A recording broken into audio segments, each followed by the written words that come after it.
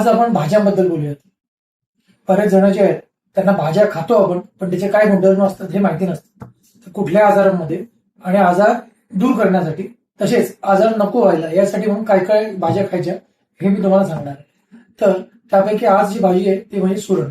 सुरणाची भाजी जी आहे ही सुरणाची भाजीमध्ये खूप विविध प्रकारचे गुणधर्म आहे.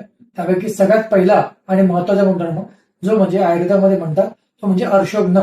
म्हणजे सुरण हा मूळव्याधला मुळासकट घालून टाकतो.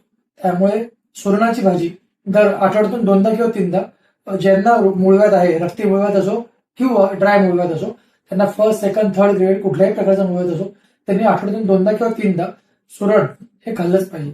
दुसरी गोष्ट, सुरणाचे जे आहे, सुरणाचे नुसतं काप किंवा वड्या तुम्ही ड्राय करून जर त्याची पावडर करून जरी खाल्ली तरी तुम्हाला खूप चांगला फायदा होईल. तिसरी गोष्ट, सुरण हे सगळ्यात महत्वाचे जे आहे, ज्यांना भूक लागत नाही अशा रुग्णांसाठी सुरण हा आठवड्यातून 2दा किंवा 3दा नुसते काप खाल्ले तर त्यांना डायजेशन खूप चांगलं सुधारतं आणि त्यांचं पोट साफ व्हायला मदत होते. चौथी गोष्ट आणि सगळ्यात महत्वाची गोष्ट ती म्हणजे सुरणामुळे ज्या लोकांना खूप पोटामध्ये गॅस धरणं किंवा अधिक प्रमाणामध्ये पोट जे आहे त्याच्यामध्ये ब्लोटिंग होणं असं जर असेल तर अशासाठी सुरण खूप चांगलं काम करतं. त्यामुळे ते सारक सुद्धा आहे. तर अशा प्रकारे ज्यांना मूळव्याधीपासून तर अग्निमांद्यापर्यंत म्हणजे भूक न लागण्यापासून तर पोट साफ न होण्यापर्यंत कुठल्याही प्रकारचे आजार होतो यासाठी सुरण खूप चांगलं आहे. तर अशा प्रकारे तुम्ही सुरणाचा नक्की उपयोग करून घ्या. थँक्यू.